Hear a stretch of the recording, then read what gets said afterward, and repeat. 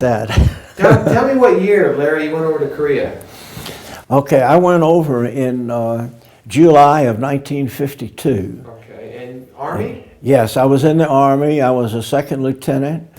I got my commission at ROTC at the University of Georgia, and I was called on active duty a couple of months after I graduated. And I was in the States for not quite a year before I was shipped over.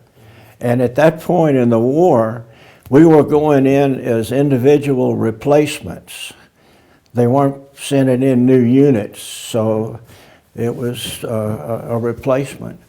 So I landed at Pusan on the 16th of July of 1952. Okay, so you were how old at that time? Let's see, I was 22. Second lieutenant. Yeah, I was just a young fella. Have you ever been around combat before? Oh, no. Yeah, this is first time. No, my dad had been in World War II in the Seabees and spent a lot of time at Guadalcanal. And he told me about some of the bombings that he had underwent with the Japanese, but I had never been in combat before. So how old are you now, 76? 78. 78, okay, okay. So tell me about being in Korea. I mean, we're fighting the Chinese over there? Yes, by the time I got over there, the front had stabilized, and most of it was up in North Korea. It was a 155-mile front running from one coast to the other coast of the Korean Peninsula. And I was in 3 different units. It's sort of like the military. They train you for one thing and they put you in something else. But eventually I ended up on the front with a tank battalion. The first time I saw combat was the Battle of White Horse Mountain, which took place in October of 1952, and it was near a place called Chorwan. There was a place called the Iron Triangle, where a lot of really awful fighting took place before I got there. And Kumwa was one leg of the triangle, Chorwan was the other, and Pyongyang up in North Korea, which was enemy territory, was the third leg of the triangle. Tell me what unit you're with again, what Army? I was in the 40th Infantry Division, and it was the 140th Tank Battalion, and I was in B Company. And you're a second lieutenant? Yeah, I was a platoon leader. I had 5 tanks, 5 M46 Patton tanks, and each tank had a crew of 5, so there were 25 of us in the platoon, plus I had a Jeep and a Jeep driver, so there was 26 total. So tell me a little bit about the Chinese fighting, what they were like as an enemy. Well, they were they were pretty fanatical, and luckily by the time I got there, the front had stabilized, and we knew that the enemy, the Chinese, were to the north of us. There weren't any behind us, and we had almost like World War I fortifications with trenches that we had dug, and we lived in bunkers.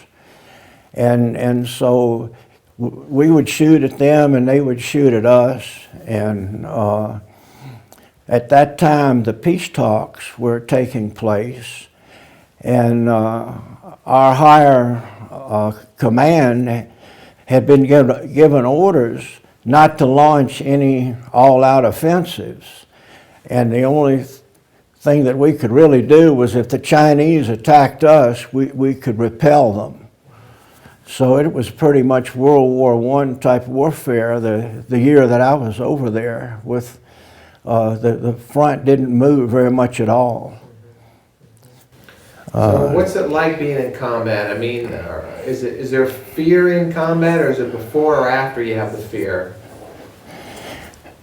Well, there's both. You're scared to death when you go up to on the hill, is what we used to call it, because I remember when I was moving up through the different replacement units to get to my final assignment, I would see hospital trains moving south, and they had a lot of GIs that had been wounded, and you'd see, young fellows with their heads all bandaged up and their arms in a sling, and that was a sobering thought, especially if you're a young guy and nobody's ever tried to kill you, and you've never tried to kill anybody yourself. So it was scary. It was very, very frightening. And then once I got up on the line and I got shelled, pretty much the Chinese would fire 120 millimeter mortar rounds at us, and we'd be firing our 90 millimeter tank cannon at them. And when those rounds start coming in, it's the most terrifying experience that I had ever had.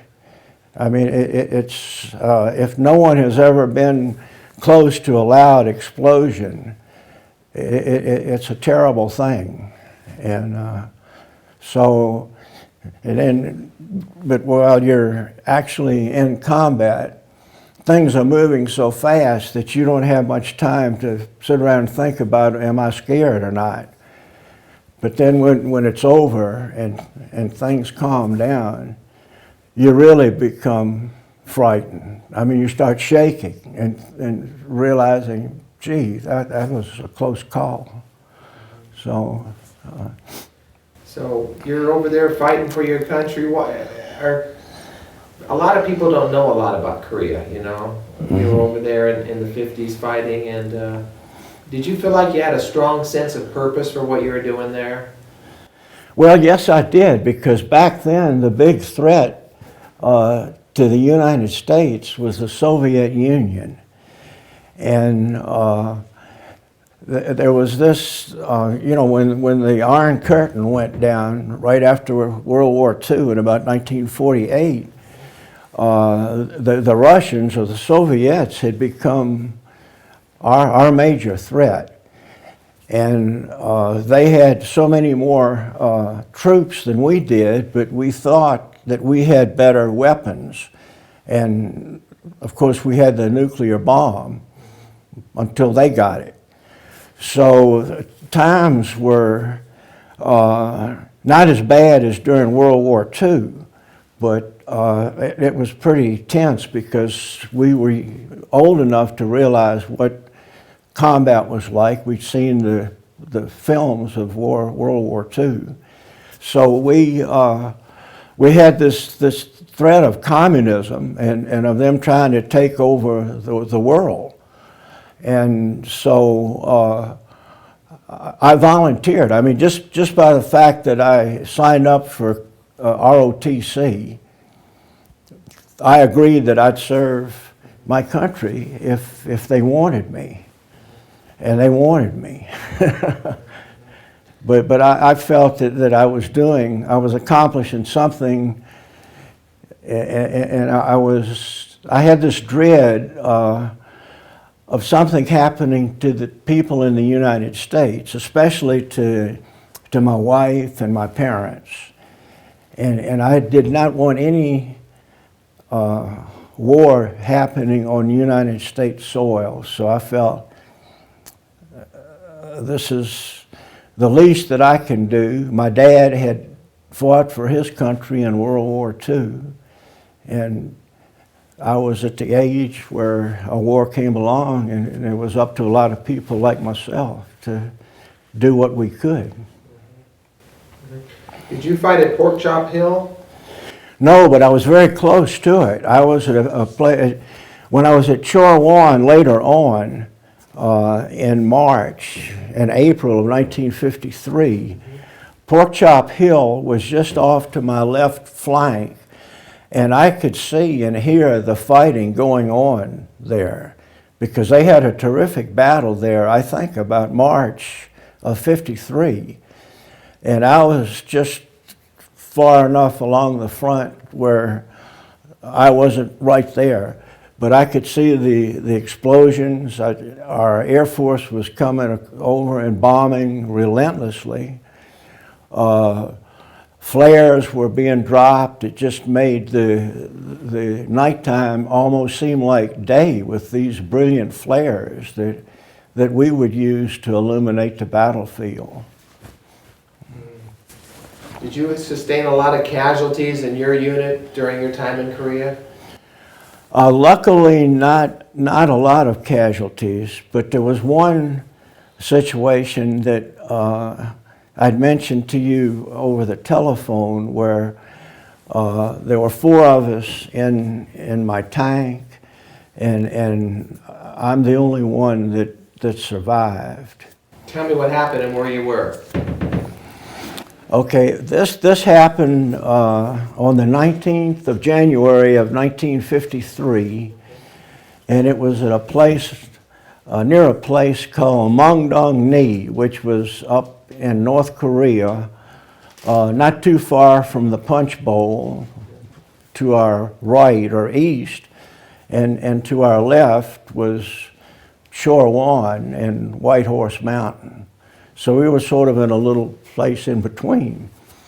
And I had a platoon of tanks up on the line, and we were given direct fire support to a Republic of Korea Infantry Battalion. And so I had liaison with officers from that unit. And especially at night when they would go out on patrol, they would call for tank fire if they ran into the Chinese communists, and we would have predetermined targets. We'd know about where their patrol was going, and if they needed help, they would call us, and they'd give me a code for what target they wanted me to fire at, and so we would do that. Well, besides that, a decision was made by higher headquarters that we would try having South Korean artillery officers in our tanks that would be directing their artillery fire, like being a forward observer. So this January day, the 19th of January, there were 2 Korean officers that came up to my bunker, and we got into my tank. It was my driver and the 2 Koreans and myself, and we pulled into our firing position, and I started showing them how our tank radio worked, and so they started talking with their artillery unit. And so this went on for probably about half an hour, and then all at once there was an explosion out in front of my tank, and later on I found out that it was a 120 millimeter mortar, Soviet mortar round that had landed, exploded, and the Koreans panicked, and they wanted to get out of the tank, and I talked to them in. I said, one could speak a little English, the other one none at all, so we had a language problem. So I told them to stay down in the tank, and but they really were freaking out. So I called on my intercom to my driver to start up the engine and back out, because I could see that we weren't going to get much more done. Well, there was no response. So I looked down, and in a tank, the tank commander is up in the turret, and the driver is down lower and up to the left in front of him. So I looked down to see why he wasn't doing anything, and I saw that his name was Bill Avery, a wonderful man. He was slumped over, and he was bleeding profusely from his head. And I could see that, you know, that he had been wounded seriously. So something had to be done. The Then another mortar round landed 3 feet in back of my tank, and I thought we'd taken a direct hit because the concussion was just terrible.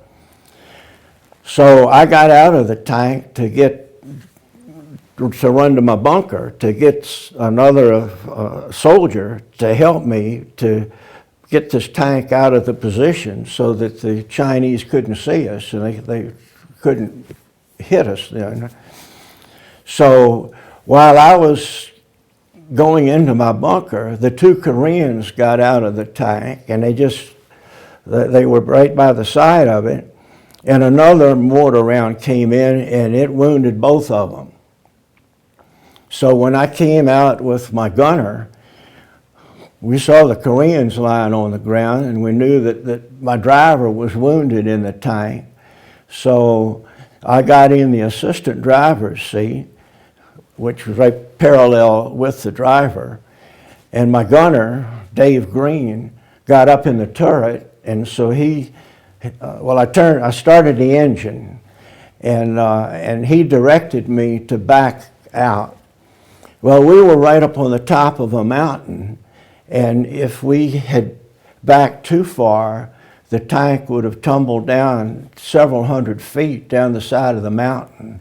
So it was really a tense situation. So I was slowly backing the tank up, and he was telling me, to turn right or to turn left a little bit. And we were worried about rolling over the wounded Koreans also, because they were off to the side. So eventually he guided me safely out of there, and we got back where the Chinese couldn't see us, and they stopped firing. So then we carried Avery out of the tank and into the bunker and called the MASH, a helicopter. And they came within about 20 minutes. But it looked like that Bill had died because he had been wounded. A piece of shrapnel had gone right into one of his eyes. And so he died. And then the 2 Koreans had been killed that had gotten out of the tank. So I felt so sad and sorry about these losses, and I felt so thankful that I had been spared, because out of the 4 of us, I was the only one that was still living, and I hadn't even been wounded. I'd had the hell scared out of me by the concussions, but that was the closest that I came to being killed over there. So you were in a tank?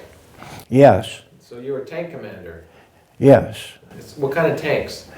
Well, it was an M46 Patton, and this was a revision of a tank that had been used in the latter part of World War II, which was the M26.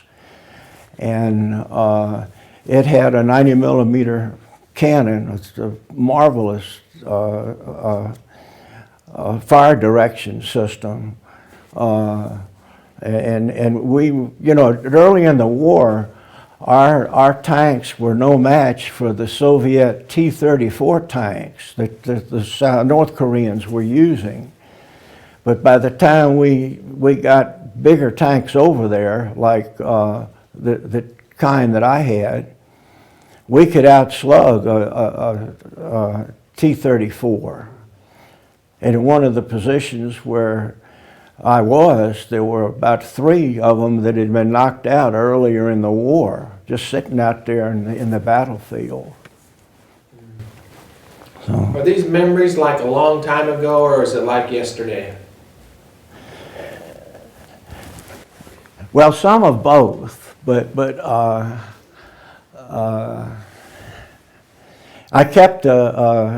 wrote letters to my wife about every day, and she did the same to me, and we kept those letters. And so later on, well, a few years back, we prepared sort of a manuscript for a book we might publish someday. And so that brought these events much closer to my mind, because I could read it and then I could recall, well, yeah, that's right. And then besides what I wrote, these other things happened. And I didn't want to worry my wife too much about, you know, me being up in combat.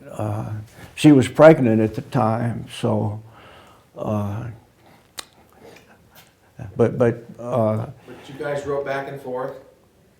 yes, You wrote back and forth? yeah, just about every day.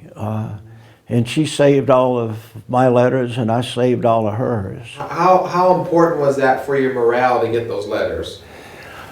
Oh, well, if you've ever been in the military, and you would know the significance of mail call. I mean, that was your link with loved ones and with the wonderful situation that you had left behind. And so it was, I can't speak enough how high letters would raise our morale. And sometimes I'd have maybe 4 or 5 letters that would all come in together. And I'd like to see some copies of those sometime. Maybe you can make some photocopies of some of them and mail them to me, because I'd like to even use them in the film. yeah, I could do that, yes, because I have Give them. me a really nice color copy of the original letter, like go to Kinko's or Quick Copy and have them make a color copy of each side of the letters. That'd be better than a black and white copy. I'd like to see if there were color paper, you know what I'm saying? Well, I could scan. I've got a You scanner. know how to do the scanning? And I can scan it and send it to your email, and it to be in color. Okay, I'll give you my card before we leave today. That's great. Okay. Yeah. So you're in the Yeah. tank. How many months are you in Korea total? It was almost a year. I arrived on the 16th of July, and I left on the 12th of June the next year. 53. Yes, of 53. Did the war end in July? Yes. It ended a little over a month after I started home. It ended on the 27th of July of 1953. And wasn't the start June 25th or something in 1950, or do you know? Yeah, that's right. It was June 25, 1950. And a lot of men were killed in Korea. That's right. Yeah, especially the early part of the war, when we really weren't prepared. And then we had another awful situation when the Chinese communists came into the war in November of 1951, because they just overwhelmed us with manpower, even with our air force, and all of the high-tech weapons that we had compared to what they had. They would just overrun you. And so I felt so sorry for the fellows that were there before we really mobilized. And it was a wonderful feeling by the time I got there to see all of these units, all of these soldiers, everybody doing their part to support the relatively few people that are up on the line on combat. As I recall, it took like about 10 people to support one man up on the front, because you have supply people, you have medical people, you have administration, all kind of things to run an army. And Larry, tell me about the cold of the winter of 52, 53, and how that affected you. Was it really cold? well, I was up on top of a mountain, at the same place where I was almost killed. And I think the elevation at the top of that mountain was, about 3,000 feet. Over there, they measured it in meters. But I had my wife send me a thermometer from the States, and so I put that thermometer out. side of our bunker, and the coldest that it got was 40 below zero. And but I remember when we were moving up to the front, it was so cold. I didn't care whether I lived or died. Now that's pretty cold.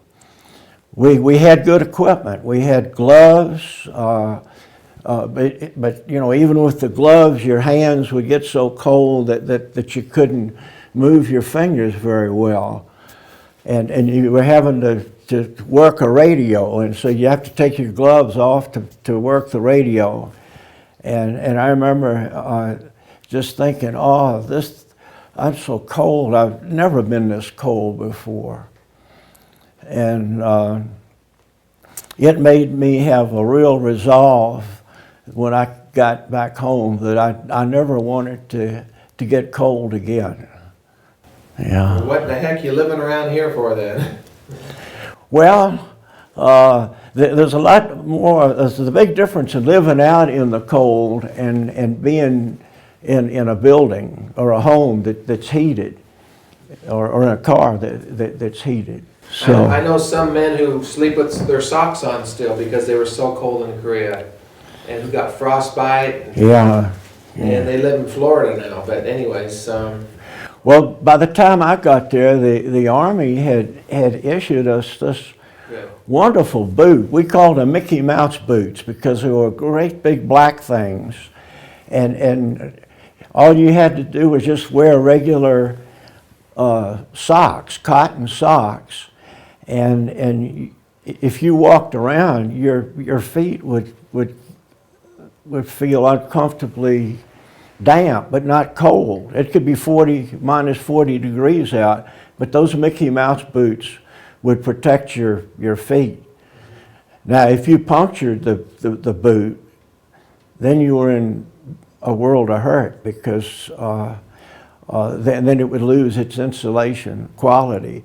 But it was such an improvement over the leather combat boots that we had earlier.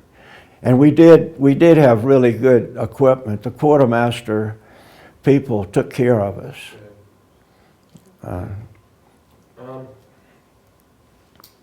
what was maybe the hardest thing you had to do or in Korea? What was the most difficult thing or difficult task or situation you encountered in Korea?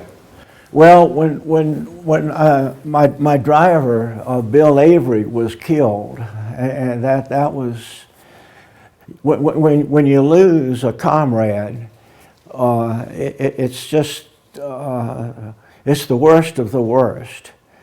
I had some other friends, you know, that were killed, but I wasn't around them. But this was something that was, he was closer to me than you are to me right now in that tank. And so that was just terrible. I had other close calls, but not any as close as that. So your perception of the war is through a periscope or whatever you look through outside the tank, right? Well, my binoculars, usually the responsibility of the tank commander was to identify targets and let the gunner know where the target was and then tell him to start firing. So a lot of times I would have my head exposed outside of the tank, and I'd have binoculars that I'd be looking at, because the enemy was maybe 3,000 yards away from me, and I wanted to keep them farther away than that if possible, because we had our trenches dug on the top of a mountain, and the Chinese were to the north of us, and they had done the same thing. Yeah. And so at night we'd send out patrols, not the tankers, but the infantry. Would send out patrols in the dark to probe, to find out what the Chinese were up to, and the Chinese would do the same thing. And so by the time I got over there, that's where most of our casualties were people who had gone out on patrol. So how are you're shooting a 90 millimeter? Yes. Who's reloading that thing? Well, a tank crew, back then anyway, consisted of 5 men. And you had the tank commander up in the top of the turret, and then the gunner was right down almost between the tank commander's legs, where he had a telescope where he could see whatever the target was. Then off to the tank commander's left was the loader, and he would put the ammunition into the gun. And then you had a driver and an assistant driver, so that you had the crew of 5. So it was a real team effort. So. Did you ever get hit with enemy fire on your tank? The closest I came was when that round landed 3 feet in back of my tank. One time later on, in May, when I was at Panmunjom, or near Panmunjom,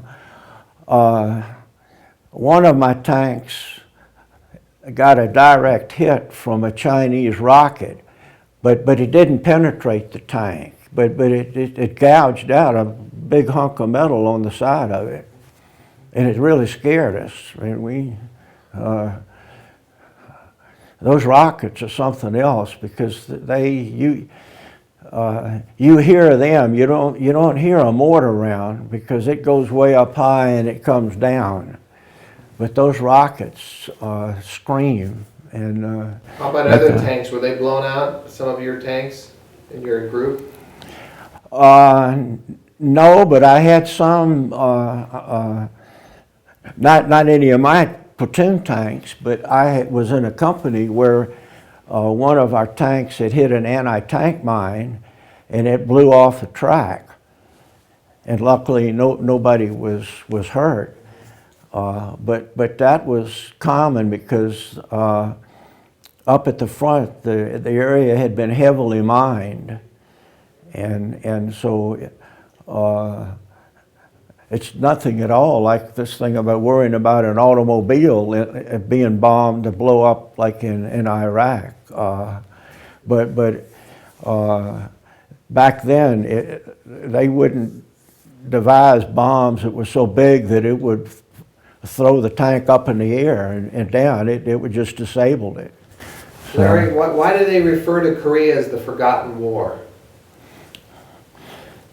it's not forgotten by me, I can tell you that. Well, that's sort of hard to put my finger on. Sometimes I look back at like the Spanish-American War and wonder, well, why did we go to war about that? So if you're not living at the time, and it's going back into history, it's easy to forget.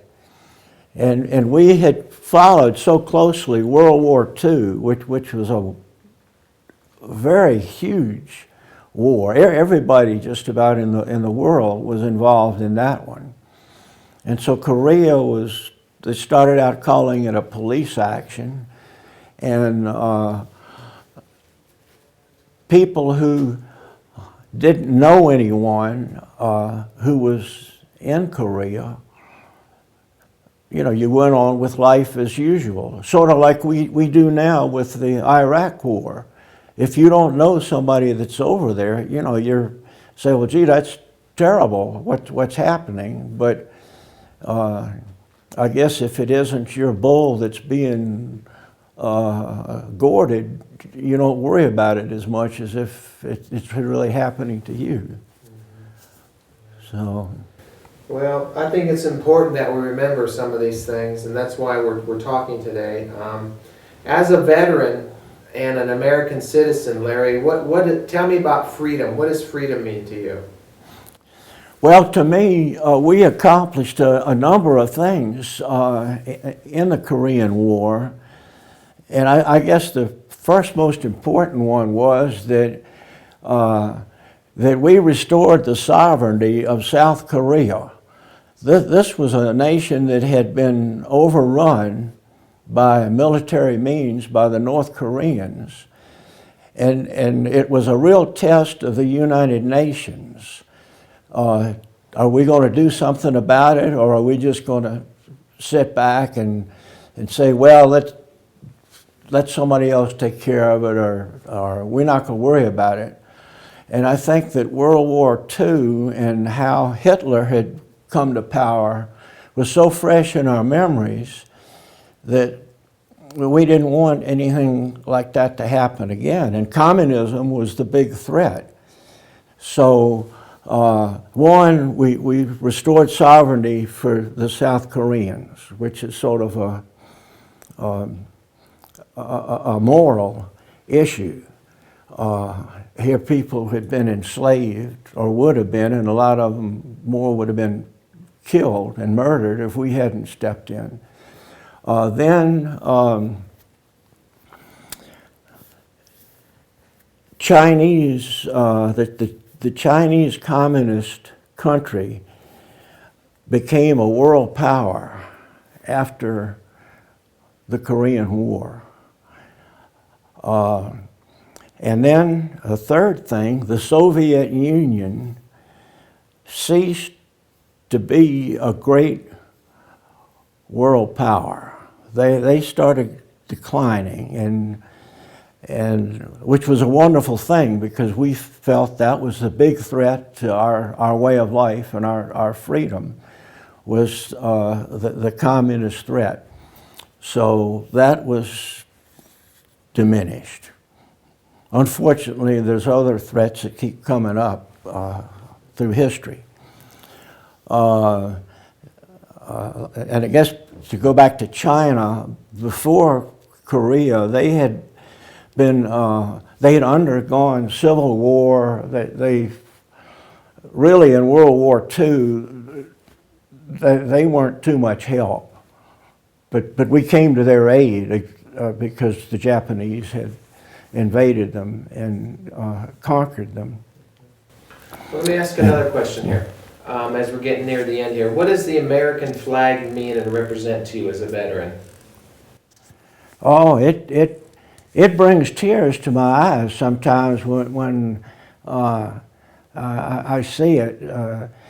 And a while back, I was participated in a parade, a St. Patrick's Day parade, and there's a Korean War Veterans Association with chapters in the Denver area, and I went to one of the chapter meetings, and I rode in the parade. We were just on like a little trailer that was pulled, and we had the American flag in front of us. And what really impressed me were all of the spectators that would they'd come up and say, thank you for what you did in Korea. And that was really moving to me. They'd come up and shake our hands, you know, and pat us on the shoulder, and it just was a wonderful feeling. It just was very moving to me. That's good to hear. Yes, sir. Larry, just a couple more questions. What do you think people should remember about Korea and the Korean War? Well, I think the main thing is that the United States is a world power, and whether we like it or not, it's our responsibility to support the United Nations as much as possible. And at the time when Truman sent troops into Korea, I was scared, you know, because when you're the one that's going to go over there, you think, oh, gee, I wish that wasn't going to happen. But looking back on it with a lot of years in between, I think that he did the right thing, because one of the other things that the war did, I think that it was the beginning of the downfall of the world communist movement. From then on, things went downhill, and now communism is not much of a threat to us. And it sure was back after World War II. So. I bet it was, yeah. Just one more quick question about the tanks and what you were doing in combat. What were your targets, and how did you determine your targets, and how effective were you at destroying them?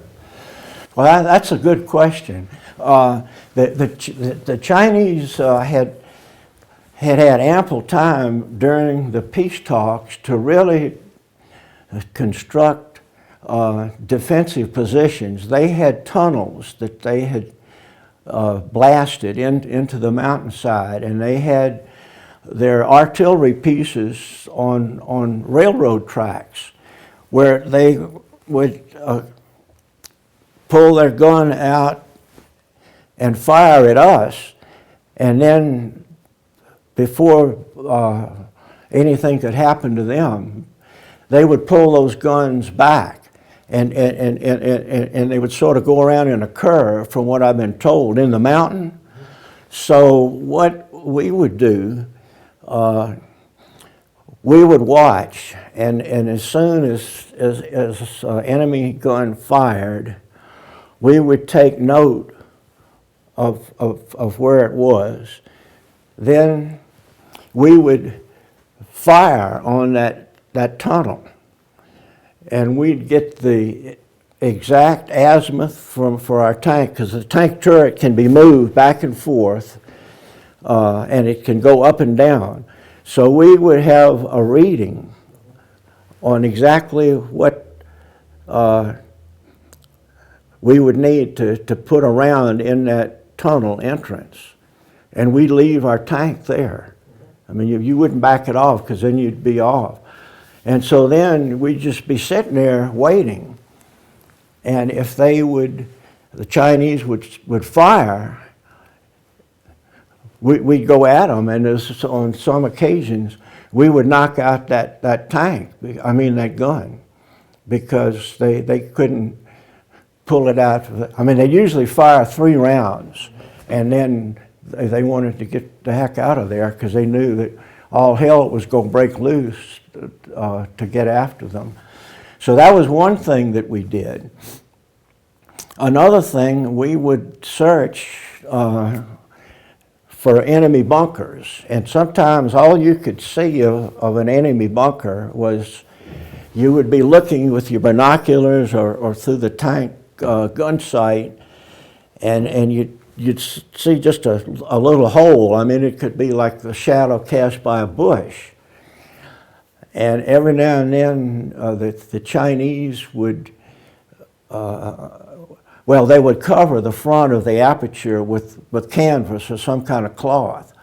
But then every now and then they'd pull that cloth back so they could see what was going on. So you really had to be observant.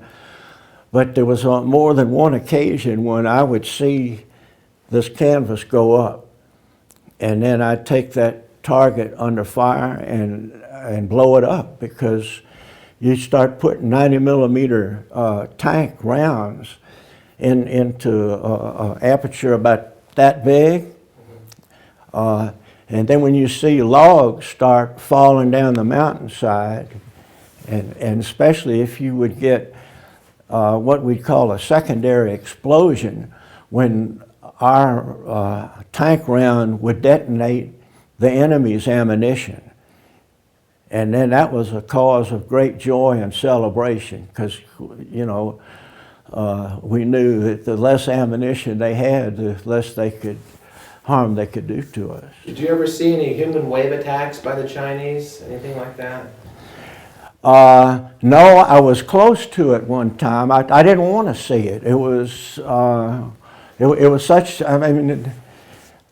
it was near the end of the war, over where the Turk Brigade was, near Panmunjom, and the Chinese were wanting to overrun some of our outpost positions, so they would be in a better bargaining position at the peace talks. And they didn't care how many lives they would expend, and they just keep coming at you. And we would have tanks up on line, and then we would have half tracks with quad 50 machine guns in between each tank. And we would be firing point blank at these Chinese that were coming at us from maybe a distance less than a football field away. And it was just a carnage. And of course, they were firing artillery at us, but we had a definite advantage because they didn't have tanks on line, because our Air Force and our artillery would have knocked them out. I never saw an enemy tank in action. I saw some that had been knocked out, but they would have been blown up long before they ever got down to the front. So did I answer your question? Yeah, Sometimes that's it. I don't think I'd want to see a human wave attack either. So I saw some Chinese at a distance through a BC scope, which was a telescope that artillery forward observers use. And it's sort of like a periscope. You're looking at it here and it goes up like that and then turns. So you're not going to get shot in the head like you might if you're using binoculars. And so this Marine soldier pointed out to me, he said, every now and then there's a Chinese that just gets out and walks along this path. And would you like to see him? And I said, sure. So a little bit later, he said, well, there he is. So I saw him and I took a movie of him through the BC scope. You can't tell what it is, but there's something sort of moving. But and I guess he was like about 700 yards away. So another time I saw two Chinese get up and with a cross-cut saw cut down a tree. And I wanted to take the target under fire, but the tank that was in the position where it could do that had to pull back, and it was cleaning its gun. And so I kept telling the tank commander, I said, hurry up. Here are these guys, they cut the tree down there, they're cutting it up in pieces. So just as the tank pulled up into position, they'd finished doing their lumber work and disappeared. So. I'm going to ask you to do one more thing. We're at the end of the interview. I asked all the veterans this, but when I tell you, can you give me a salute into the camera when I ask you to? Sure. From where you're seated there? Yeah. Yeah. Okay, Larry, right into the camera. Okay. Go ahead. All right, thank you. Good. All right. Just stay there.